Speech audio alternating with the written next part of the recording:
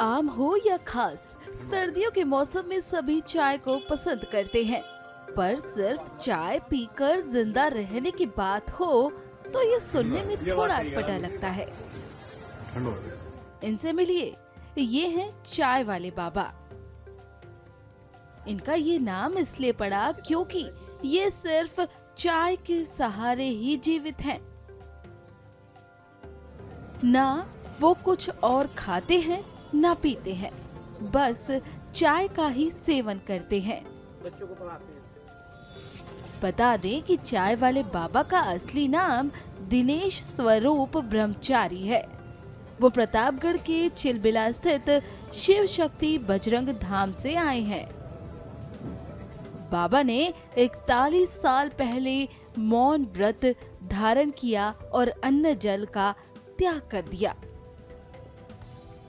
वो दिन भर में केवल 10 कप चाय पीकर जीवित रहते हैं।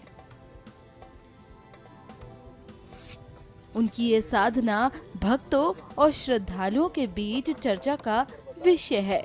और इतना ही नहीं, ये बाबा मौन रहकर सिविल सर्विसेज की तैयारी कर रहे बच्चों को भी पढ़ाते हैं। उनका पढ़ाने का भी तरीका अनूठा है। तो इनके शिष्य से जानते हैं कि आखिर कैसे वो इनसे शिक्षा ग्रहण करते हैं। महाराज जी से लगभग अब हम 4-5 सालों से जुड़े हुए हैं। उनके शिष्य हैं, वो हमारे मार्गदर्शक भी हैं। ईश्वर स्वरूप गुरु जी भी हैं, उनका हमेशा सानिध्य मिलता रहता है। जैसे भी हो, समय समय पे जो हमें जरूरत होती है उसका मार्गदर्शन भी करते हैं। एक बड़ा अहम सवाल है कि महाराज जी जो है वो बीते 40 वर्षों से उन्होंने ना तो भोजन किया है ना ही कोई शब्द बोला है जी। क्या वजह है इसके पीछे? क्योंकि आप 4-5 वर्षों जुड़े, सारी बात जानते हैं, क्या है? गुरु जी हर जो भी हैं सबका एक अपना वो होता है कि किसी न किसी चीज के लिए जो है लोग मौन धारण करते हैं। जहाँ तक गुरु जी के बारे में है तो समाज सेवा और समाज कल्याण, ये उनका उद्देश्य था। और आध्यात्मिक चीजों को लेके जो है, संस्कृति को लेके उनका एक अपना विषय है। गुरु जी अपना किए हुए हैं, उसी से अपना मौन धारण किए हुए हैं। तो 40 वर्षों से बिना कुछ जी, 40 वर्षों से प्लस जो है कि अब हमको जहाँ तक हम जानते हैं गुरु जी के बारे में जो समझ में बताया गया है कि गुरु जी मौन तोड़ेंगे नहीं अपना, कभी आजीवन नहीं। हाँ, क्योंकि समाज कल्याण उद्देश्य है और समाज कल्याण तो समाज सेवा हमेशा चलती रहेगी, इसलिए गुरु जी का मौन हमेशा रहेगा। 40 वर्षों के मौन के साथ साथ 40 वर्षों से बिना अन्न लिए जी, हमेशा गुरु जी बस केवल चाय पीते हैं।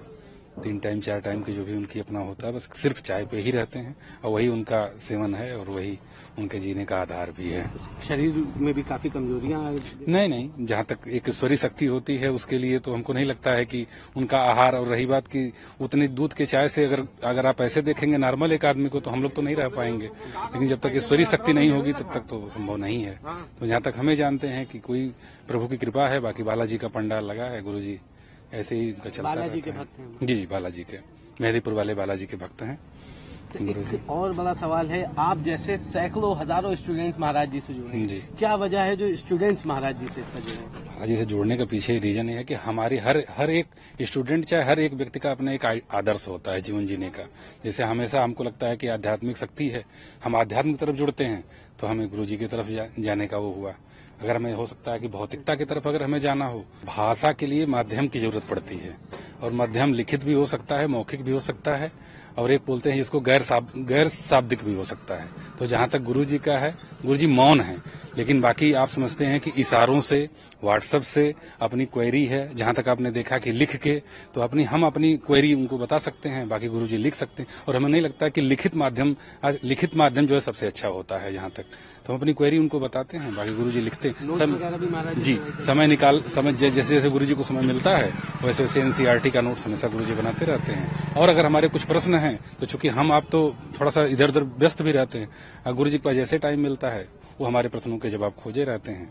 और जहाँ तक होता है हर चीज में, चूंकि जहाँ तक है गुरु जी के पास अनुभव ज्यादा है, इसलिए उन चीजों को हमें लगता है कि कुछ चीजें ऐसी हैं जो उनसे हमें सीखने को मिलती हैं समय समय पे। क्या लगता है कब तक जुड़े रहेंगे अब गुरु जी? अब गुरु जी से जब तक है हम लोग तो हमेशा चाहेंगे गुरु जी रहें, हमारे बीच में रहें, हम लोगों का मार्गदर्शन करते रहें और ऐसे ही बने रहें।